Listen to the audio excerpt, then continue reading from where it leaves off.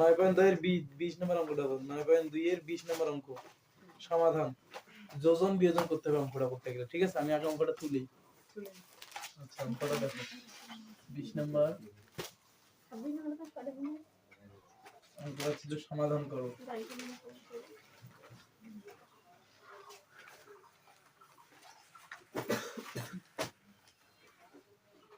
cos a minus sin a divided by cos a plus sin a equal দেওয়া আছে √3 minus 1 divided by √3 plus 1। তো এখান থেকে সমাধান করো মানে আমাকে বুঝতে হবে, কথা বলি না, সমাধান করো মানে বুঝতে হবে আমাকে এখানে সূক্ষ্মকোণের মান বের করতে হবে। কি করতে হবে? এখানে কিন্তু সূক্ষ্মকোণ একটা আছে, কি আছে? একটা a দেওয়া আছে, তাই না? সূক্ষ্মকোণের নাম দিছে a, এইজন্য দিছে sin a cos a, তাই না? sin a cos a minus sin a divided by cos a plus sin a। তো এখানে সূক্ষ্মকোণের মান বের করতে হবে। সমাধান করো, এখানে কিন্তু বলে দেয়নি যে সূক্ষ্মকোণের মান বের করো, বলছে আমাকে কি করতে? সমাধান করো। যেমন করে আমরা সরল করি না, ঠিক এরকম সমাধান করতে বলছে। তো এই অঙ্কটা সমাধান করতে গেলে আমাকে যোজন বিয়োজন করতে হবে। যোজন বিয়োজনের নিয়ম হচ্ছে কি? যোজন বিয়োজন মানে হচ্ছে, যোজন মানে যোগ করা, বিয়োজন মানে বিয়োগ করা। অর্থাৎ যোজন বিয়োজন মানে হচ্ছে লব প্লাস হর ডিভাইডেড বাই লব মাইনাস হর।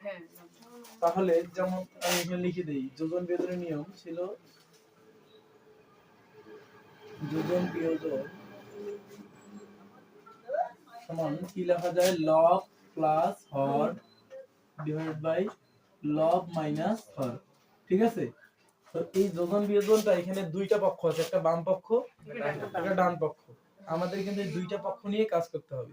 যেহেতু মাঝখানে একটা সমান চিহ্ন আছে, তাহলে এখানে কিন্তু আমাকে সমান চিহ্ন দেওয়া যাবে না, এখানে আমাকে বা চিহ্ন দিতে হবে। কি দিতে হবে? বা চিহ্ন দিতে হবে। আর যোজন বিয়োজনটা করতে হবে কিন্তু উভয় পক্ষে।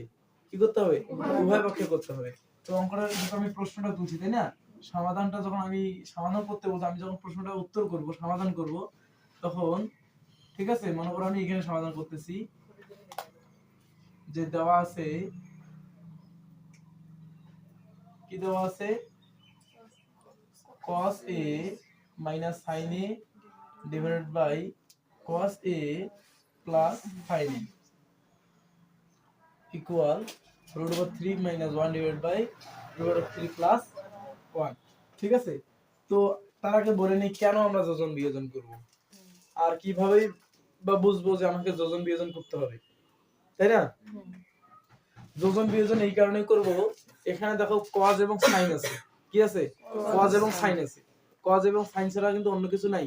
আর একটা সূক্ষ্মকোণের মান বের করতে গেলে আমরা যেমন পড়ে আসছিলাম, যদি আমাকে বলা হয় যে tan a ইকুয়াল √3 হলে এর মান কত, তাই না? তাহলে a ইকুয়াল কত, এরকম প্রশ্ন যদি আসে, তাহলে আমরা জানি যে এই যে tan a, ঠিক আছে, আর ওইদিকে tan হচ্ছে যে আমরা জানি tan √3 কত ডিগ্রি মান? 60 ডিগ্রি মান। আমি উভয় পক্ষে tan বাদ দিলে এর মান কত আসে? 60 ডিগ্রি আসে। তাহলে এটা আমরা সুবিধা মতো করতে পারি। তাহলে বোঝা গেল আমাকে সূক্ষ্মকোণের মান বের করতে গেলে আমাকে যে 6টা অনুপাত দেওয়া আছে, তার মধ্যে যে কোনো একটা অনুপাতে আনতে হবে। কি করতে হবে? একটা অনুপাতে পরিণত করতে হবে, তাহলে আমি সূক্ষ্মকোণের মানগুলো বের করতে পারবো। এখানে tan এর সাথে যদি আরেকটা অনুপাত থাকতো, এখানে ধরো যে cos বা sec যে কোনো একটা থাকতো, তাহলে কিন্তু আমি এইভাবে মানটা বসাইতে পারতাম না। আমাকে কি করতে হইতো? একটা কি অনুপাতে নিয়ে আসতে হবে। এজন্য এখন একটা অনুপাতে আনতে গেলে এখানে sin এবং cos আছে, এটাকে একটা অনুপাতে আনার একটাই নিয়ম। আমি যদি যোজন বিয়োজন মানে কি লব প্লাস হর লব মাইনাস হর করি, তাহলে প্লাস মাইনাস করে sin sin অথবা cos cos কেটে যাবে। তখন হয়তো বা sin থাকবে, sin sin যোগ করে 2 sin হবে, 2 ওইদিকে নিয়ে যাওয়া যাবে। একটা মানে আমার অনুপাত 6টা, ত্রিকোণমিতির যে 6টা অনুপাত আছে, তার মধ্যে যে কোনো একটা অনুপাতে আমাকে পরিণত করতে হবে। যোজন বিয়োজন করতে গেলে কি করতে হবে? আমি লব প্লাস হর যেহেতু বলছে, তাহলে দেখো তো উভয় পক্ষে লব ছিল না? ছিল। তো উভয় পক্ষে আগে লব লিখি। এই যে cos a minus sin a, ঠিক আছে? এটা লিখলাম উপরে, এবার নিচেও লিখলাম cos a minus sin a। লব লিখছি। এখন উপরে কি হবে? প্লাস হর আর নিচে হবে মাইনাস হর, তাই না? হর কোনটা ছিল? এই যে এটা হর হচ্ছে cos a minus sin a plus sin a। আচ্ছা, আর নিচে হবে minus cos a minus plus sin a।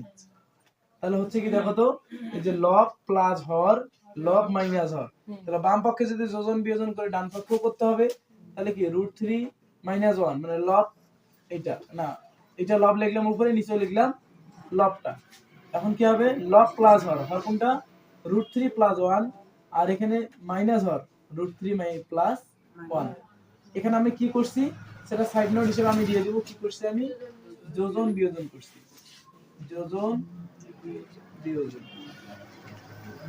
যোজন বিয়োজন করে পাই তাই না আর এটা তো আমি বুঝাইলাম আচ্ছা যোজন বিয়োজন করে পাই এখন আমি কি করব যে ব্র্যাকেট প্রথম বন্ধনী দেওয়াগুলো আছে না ফার্স্ট ব্র্যাকেট দেওয়া আছে এগুলো আমি কি করব এখন তুলে দেব ফার্স্ট ব্র্যাকেট তুলে দিলে যদি চিহ্ন থাকে প্লাস তাহলে মানের পরিবর্তন চিহ্নের পরিবর্তন করে না তবে যদি চিহ্ন থাকে মাইনাস যদি চিহ্ন থাকে তাহলে কিন্তু চিহ্নের পরিবর্তন করতে হয় কথা বুঝছো তা প্রথমটাতে প্লাস আছে সেহেতু উপরে কিন্তু শুধু চিহ্ন উঠে যাবে ব্র্যাকেট উঠে যাবে চিহ্নের কোনো পরিবর্তন হবে না যেমন cos a minus sin a যেমন কেন হবে না যে প্লাসে প্লাসে প্লাস cos a আবার প্লাসে প্লাসে প্লাস sin a ঠিক আছে আবার কিন্তু নিচে আছে মাইনাস এইখানে এখানে চেঞ্জ হবে প্রথমে cos a minus sin a ঠিক থাকলো মাইনাসে প্লাসে মাইনাস cos a আর মাইনাসে প্লাসে আবার মাইনাস sin a ঠিক আছে ঠিক একই ভাবে উপরে প্লাস আছে যদি চিহ্নের পরিবর্তন হবে না আবার নিচে চিহ্নের পরিবর্তন হবে √3 - 1 প্লাসে মাইনাসে -√3 প্লাসে মাইনাসে -1 ঠিক আছে এখন আমি কি করতে পারি দেখো সামনে আছে মাইনাস সাইন আর সাইন এর সামনে আছে প্লাস চিহ্ন এর সামনে মাইনাস চিহ্ন আমি বলছিলাম চলক যদি একই হয় এবং তাদের সামনের চিহ্ন যদি আলাদা হয় তাহলে দুইটাকে বাদ দেওয়া যায় কেটে দেওয়া যায় কি করা যায় কেটে দেওয়া যায় তো আমি এটা এবং এটা কি দিলাম কেটে দিলাম কিন্তু এখানে এর সামনে প্লাস চিহ্ন এর সামনে কোনো চিহ্ন নাই মানে এখানেও প্লাস আছে এই প্লাস চিহ্ন আর প্লাস চিহ্ন cos আর cos কিন্তু কেটে দেওয়া যাবে না চিহ্ন যদি আলাদা হইতো তাহলে কিন্তু কেটে দেওয়া যেত আচ্ছা নিচে দেখো তো এই যে cos এর সামনে মাইনাস এখানে cos এর সামনে কি আছে প্লাস তাহলে এইটা আমি কেটে দিতে পারি আর sin এর সামনে মাইনাস এই sin এর সামনে মাইনাস মাইনাসে মাইনাসে একই চিহ্ন নিতে কেটে দেওয়া যাবে না অপর দিকে দেখো -1 + 1 কেটে যায় আবার -√3 + √3 কেটে দেওয়া যায় কথা বুঝছো আচ্ছা কেটে দিলে উপরে কি থাকে cos এবং cos যোগ করলে হবে 2 cos কয়টা cos 2 cos a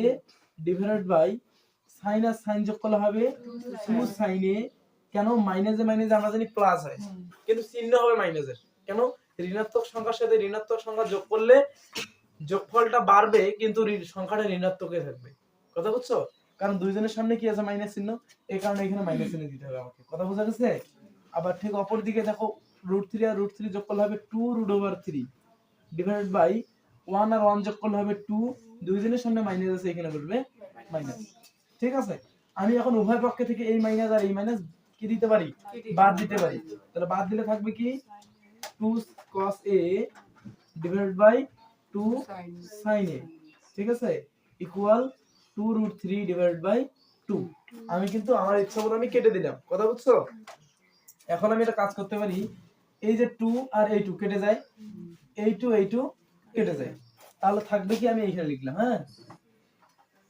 থাকবে কি cos আর sin মিলে থাকবে কি cos বাই sin উপরে থাকবে cos নিচে থাকবে কি বলতো sin a আচ্ছা ইকুয়াল এখানে তো 2 কেটে গেছে ডান পক্ষে কি থাকবে শুধু √3 থাকবে এখন আমরা জানি cos বাই sin 1/4 লেখা যায় কিন্তু এটা ছাড়াও tan এবং cot এর একটা আলাদা কি লেখা যায় সূত্র লেখা যায় সেটা হচ্ছে tan সমান লেখা যায় আমরা জানি sin cos sin divide by cos আর cot সমান লেখা যায় cos ডিভাইড বাই sin তো সেই ক্ষেত্রে আমি এটাকে লিখতে পারবো কি বলতো cos বাই sin ঠিক আছে cos বাই sin সমান লেখা যায় cot কি লেখা যায় cot a ইকুয়াল হচ্ছে যে cot কত ডিগ্রির মান √3 আছে সেটা আমরা এখানে বসাবো cot ইকুয়াল cot কত ডিগ্রি বলতো √3 এর মান 30 ডিগ্রির মান তাহলে উভয় পক্ষে cot আর cot দিয়ে বাদ দেই কি থাকবে a ইকুয়াল আসতেছে আমার কত 30 ডিগ্রি আচ্ছা